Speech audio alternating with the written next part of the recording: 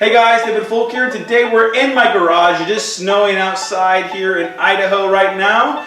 And so I'm kind of stuck inside. We're going to be doing a review of the Ping i200 versus the Taylormade P790. They're both player improvement, kind of that bladed iron type club with a little bit of offset. So let's go putts around. Hit the ball!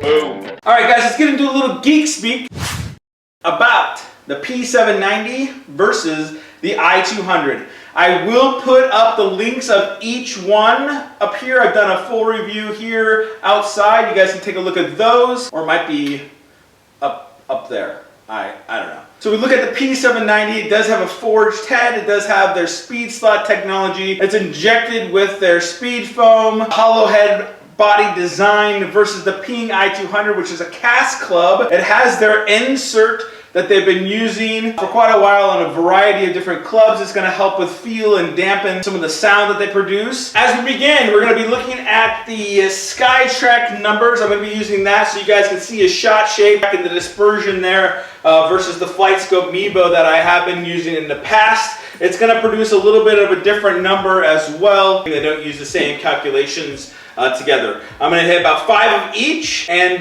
kind of wrap up and take a look at the numbers. Again, looking down at the ball, it's the P790, which is what I'm hitting right now. It has a thicker top line, a little bit of offset, but it's definitely something that I like the way it looks. It has a sharp look, kind of that satin finish. I was struck just a little low on the head, maybe a groove low, but that felt great. And you can see, guys, the numbers are 201. So it's one of those that I am expecting this to fly a little further than the Ping i200. This has a little bit more of a hot face with that jet foam or speed foam in there that's going to help produce a little bit more yardage than the i200. Let's hit one again. That was a little better. I tugged that one just a little bit, as you guys can see there. And usually when I tug it, it does go a little bit longer. We can look at the spin rate. That's 4881. So that is a little lower than I'd like to see for a 7-iron. But again, usually drawing it for me produces a little bit lower spin, a little bit more roll. Let's hit another one.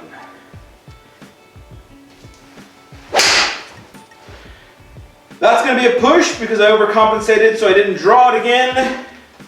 Felt much better off the face. The spin rate's going to be 5473, and it did feel hot off the face. So let's hit a couple more here. We got 2 more, and then we're going to switch to the Ping i200.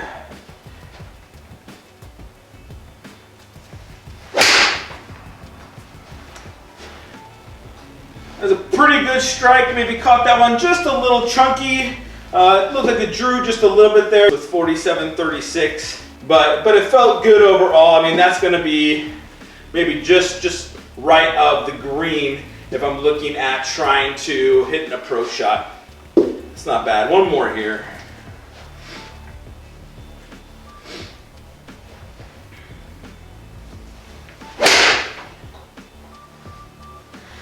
That was going to be a bit chunky, probably not going to fly as far as the rest of them. But overall, I mean, that's a little bit of a straighter shot, so I'll take that all day long, you know, hitting it 7 yards short. I can't complain with that. Let's switch over to the Ping i200. All right, guys, we're going to be hitting the Ping i200 here. Looking down at the ball, you know, it does look like it has that smidgen more offset, but the top line looks a little thinner. You know, it looks like the Ping I series of old. You know, I don't think they've changed too much over the years, except for maybe the Ping I E1s. Those looked a little different than these guys. But, you know, I think that the classic looking Pings, let's give them a hit. See how it goes.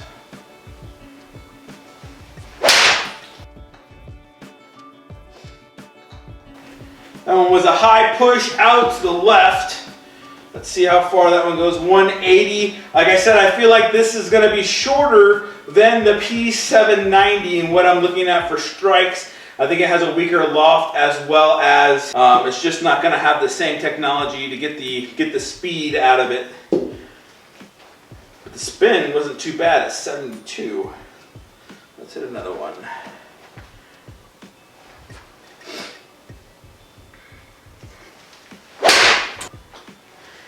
That was a really good solid strike.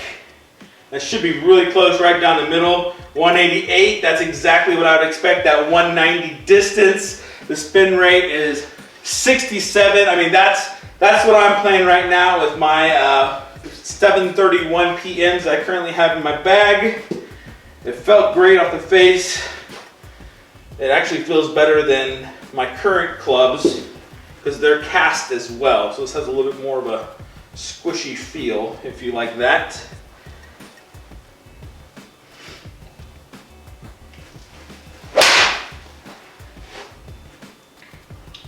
That was another little bit of a push. Just pushed it out there just a little bit. 181, that's to be expected with a push. And a little higher spin, that's also to be expected. I think that's 3. Let's hit a couple more here. I really like this club. It gives me the exact yardages that I want to. Let's hit a couple more here.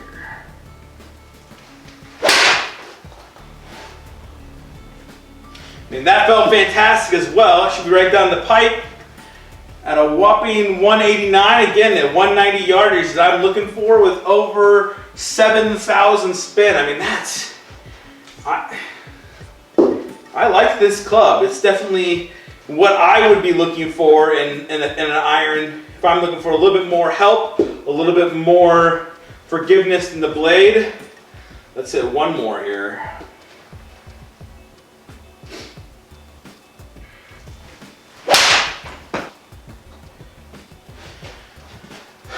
That was thin off the face. It's not going to be as far as the other ones. That's what I would expect, 181. Hopefully that would roll out a little bit. Now let's try a couple of different shots here with each one. I'm going to go back to the P790. We're going to try some punch shots and 3/4 shots. And then we're going to try doing a little bit of a distance accuracy shot to really give a comparison here in the garage, since I can't get out in the course. So it's a couple of punch shots, low stinger type shots, and then we'll do a distance accuracy type shot here.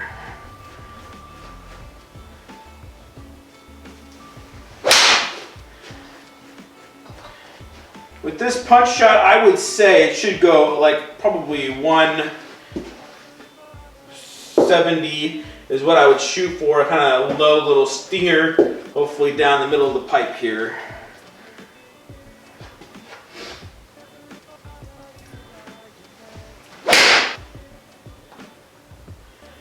That one I drew just a little bit and a little hard on that one, but that was much lower.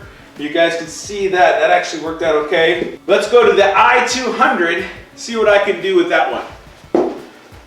Again, I keep it nice and low, trying to do a nice little punch shot. Oh boy, that was way high.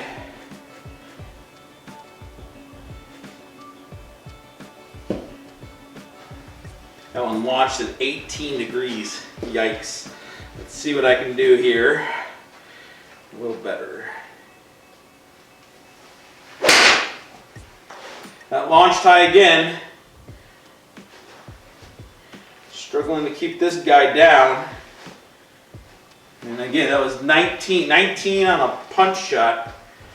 That is not great. All right, guys, we're gonna stay with the i200, and I'm gonna try and hit 3 shots. My goal being carrying it 175. Let's see if I can play that nice little gap number here. 3/4 swing is what we're shooting for. It was a little high off the head.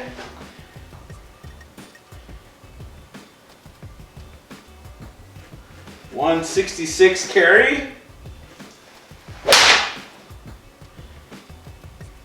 Both of those were pushed. 165.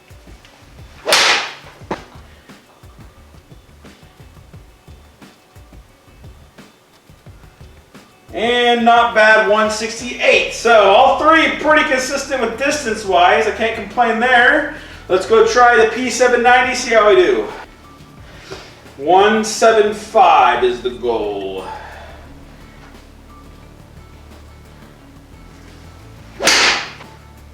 That one felt pretty good.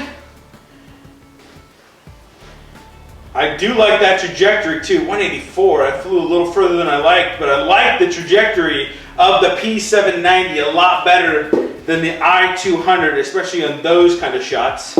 Let's hit a couple more here. I feel like that should be pretty good. Pretty close to the center again. Oh, 166, that's not bad. Launched at 18, but man, I just feel like it has a great trajectory off the face. You know, got to find that happy medium in between those.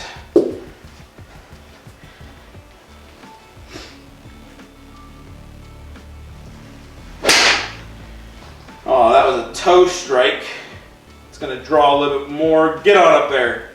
The toe strike's gonna run a little bit more, have a little bit less spin, so that's not gonna be bad. All right, guys, let's go take a look at the numbers here for the P790 versus the i200 to give you guys some idea of how they performed compared to each other on the SkyTrack.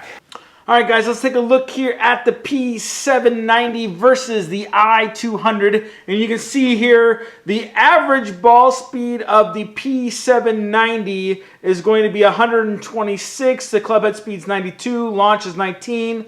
The backspin is 5,100. The height was 35. The offline was 5 yards. And the carry yardage is 203. That's compared to the i200, which had a ball speed of 121, a club head speed of 96, a launch angle of 21, a backspin of 72, 73, height of 36, and a offline yardage of 11 yards to the left, and a carry yardage of 184. Really what we can see, guys, from these two numbers comparing it is that the P790 is super hot off the face. I mean, it's a 7-iron, but it's carrying like a 6-iron. It's spinning even less than that with me for what I'm trying to hit here. It has a ball speed of 126 and a club head speed of 92. That's crazy. Like, that's almost like, that's like driver smash factor. So that's something that is concerning to me. That's not what my 7-iron should be doing. My 7-iron should be right around 1.25 or so for a smash factor, which is, again, what the i200 is doing. As I look at these numbers, a couple of things concern me. Number one, the P790 flies really far. Number two, I can't keep the i200 down on a punch shot. I mean, we look at the punch shots and you can see that I am 18 degrees and 19.4 degrees. Like, how can I hit a punch shot with that? With just kind of, it just takes off. That's as high as my typical shot, and I'm trying to keep it low. So that's concerning to me about an i200. The P790 actually did really well, 13.4 and 14.3. To summarize what we've seen here today, the P790 and the i200 are completely different animals, completely different technologies, completely different groups that they're trying to market to and trying to advertise to. Even though they're both quote-unquote player improvement, I feel like the P790 is designed to go further, is designed to go faster, and is designed to have less spin versus the i200. There are plenty of PGA Tour players playing this iron out there today. It's more of a player's iron. It's built to perform more like a player's iron. It compares very similarly to my current set of irons.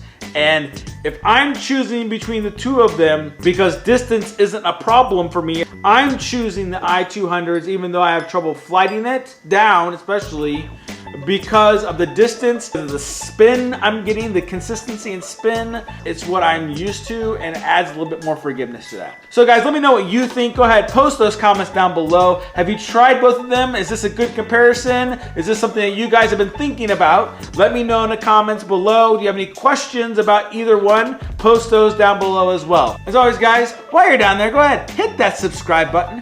Give us a thumbs up because YouTube likes that. Thanks for watching, and we'll chat with you next time.